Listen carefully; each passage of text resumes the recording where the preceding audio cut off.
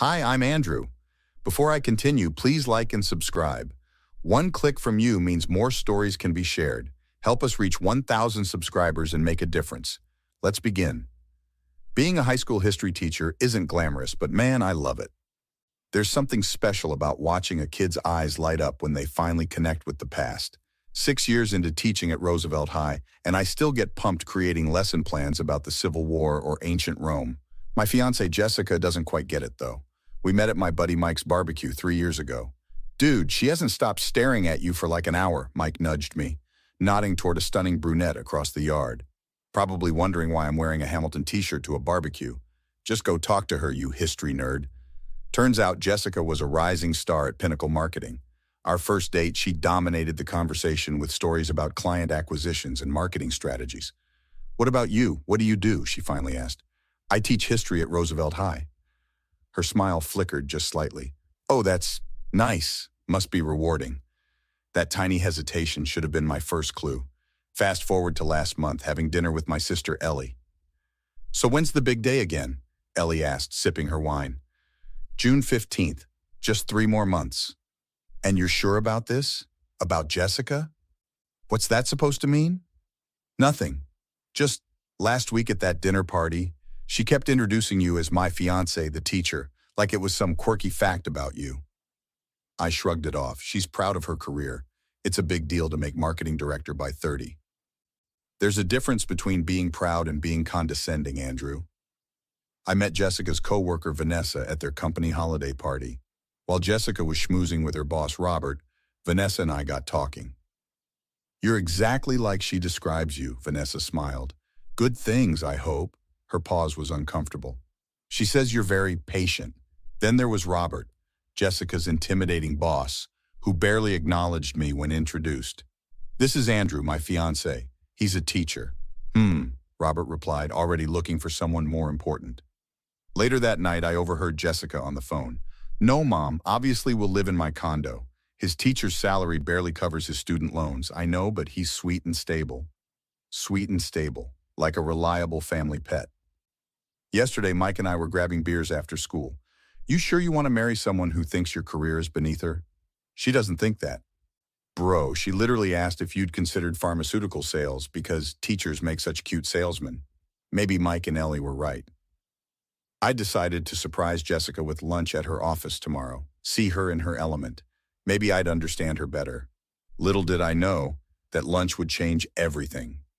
The next day, I stood in the elevator of the Pinnacle Marketing building clutching a paper bag from Marzano's, Jessica's favorite Italian place.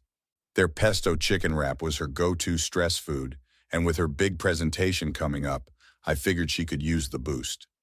The elevator doors opened to the 14th floor, and I navigated through the maze of cubicles.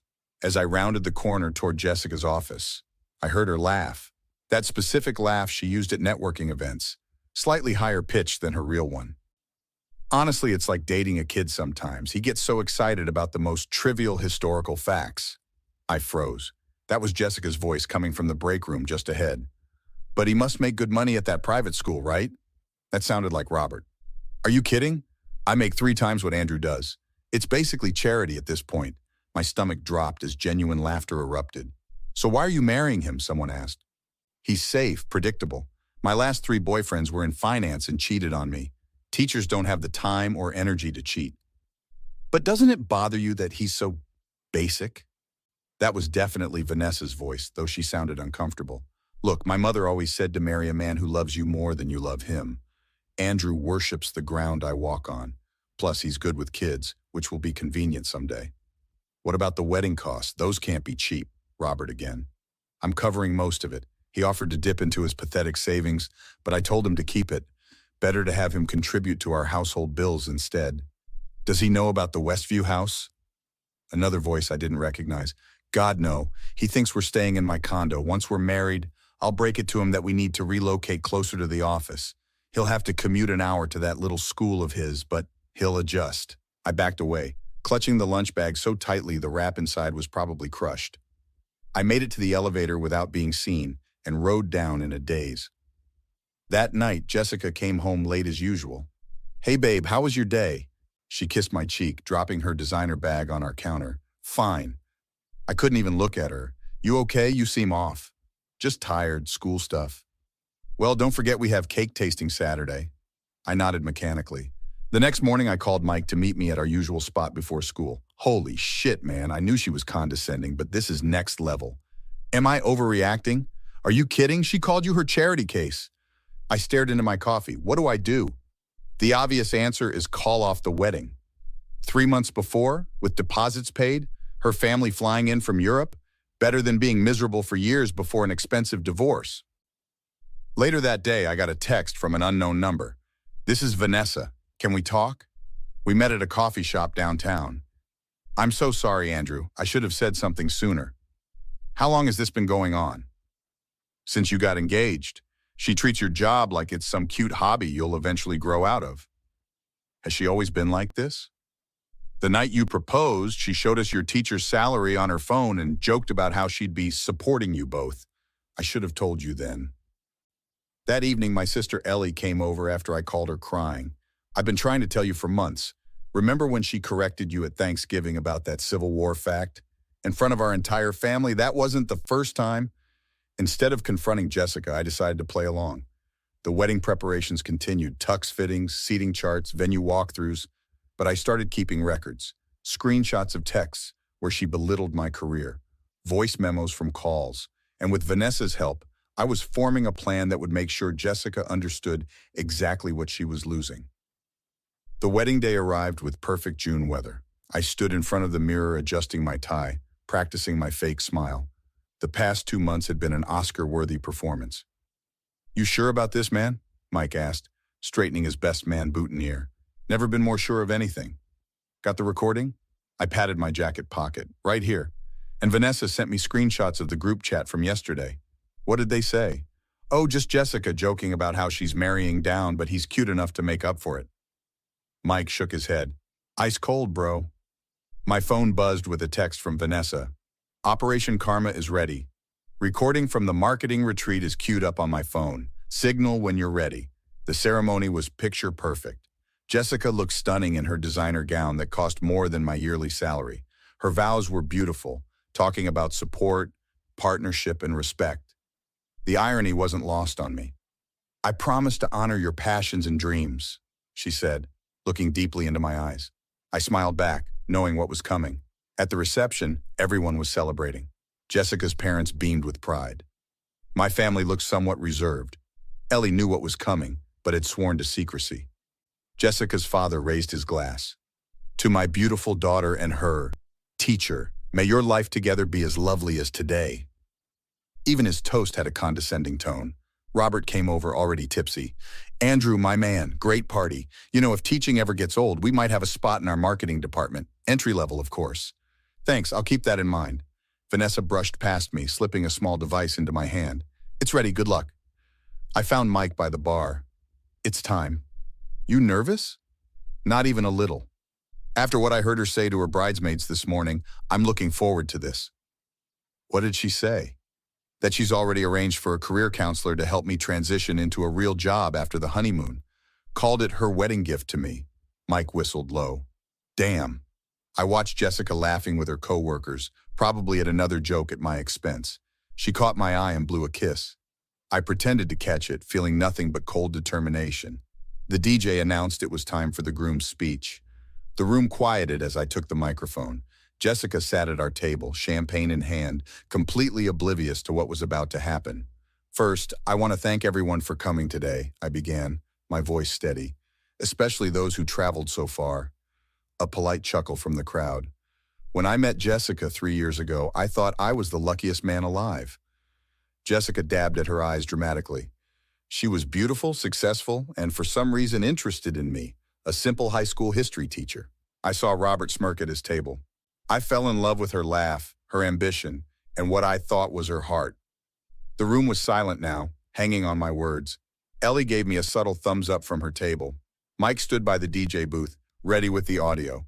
Vanessa positioned herself near the exit. I've prepared something special to express my feelings for Jessica on our wedding day. I paused, meeting her eyes one last time. She smiled, completely unaware that her carefully crafted world was about to collapse. Because I believe everyone should know exactly who they're celebrating today. I cleared my throat as my smile faded. The room grew quiet, anticipation hanging in the air. 3 months ago, I went to surprise Jessica at her office with lunch. Instead, I got a surprise of my own. Jessica's smile froze, her eyes widening slightly. I overheard my bride call me her charity case and laugh about how I'm safe and predictable. I heard her mock my passion for teaching history to teenagers. Murmurs rippled through the crowd. Jessica stood up, color draining from her face. Andrew, what are you doing? This isn't funny. Funny? No, but neither was listening to you tell your coworkers that I'm someone you're settling for. Mike, play the audio. Mike pressed play. Jessica's voice filled the ballroom. Teachers don't have the time or energy to cheat. Andrew worships the ground I walk on. My mother always said to marry a man who loves you more than you love him. Turn that off right now. Jessica lunged toward the speakers, nearly knocking over the champagne tower. Private? Like how you shared details about our finances with your entire office? Or bought a house without telling me? Or arranged for a career counselor to help me find a real job? Jessica's mother gasped audibly, her father's face turned crimson. You went through my phone? How dare you? Jessica hissed, desperation creeping into her voice. Didn't need to. Vanessa sent me screenshots for weeks. All eyes turned to Vanessa, who stood near the exit, shoulders squared. You backstabbing bitch! After everything I did for you! Jessica screamed. That would be you, Vanessa replied calmly. I've watched you belittle Andrew for too long. Someone needed to stand up for him. I addressed our stunned guests. I cannot marry someone with such contempt for my career. Teaching isn't just a job. It shapes future generations. I deserve respect, not ridicule. Robert adjusted his tie nervously. Jessica, we should discuss this Monday. This behavior doesn't align with Pinnacle's values or corporate culture. You laughed right along with me. Don't pretend otherwise. I did no such thing, Robert said, avoiding my gaze. I placed the ring on the table with a soft clink. The wedding is off. I've arranged refunds for my family. Jessica, handle your side since you paid for most of it anyway, as you love to remind me. Jessica's father approached, fists clenched. You planned this public humiliation? No, sir. Your daughter planned it with 3 years of disrespect. I just changed the ending. The room erupted. Guests whispered furiously. Jessica collapsed into her chair, mascara streaming down her cheeks. Ellie hugged me tightly. I'm proud of you, little brother. 6 months later, my History in Action program was being implemented district-wide. Jessica's professional reputation had crumbled. Vanessa was promoted to her position. That evening, meeting Ellie for dinner, she asked, any regrets? About canceling a marriage to someone who saw me as a project? Not one. She's dating some investment banker now. Poor guy doesn't know what's coming. We clinked glasses. I'd never again let anyone make me feel small for following my passion for teaching. Some lessons in history are worth remembering. Was Andrew justified in publicly humiliating Jessica at their wedding, or should he have just canceled it privately? Would you have done the same thing in his position, or handled it differently? If you enjoyed this revenge story, please hit that like button and subscribe to our channel for more stories like this one. Your comments and opinions matter to us. Let us know what you think Andrew should have done differently, if anything at all. Help us reach 1,000 subscribers so we can keep bringing you these satisfying revenge stories.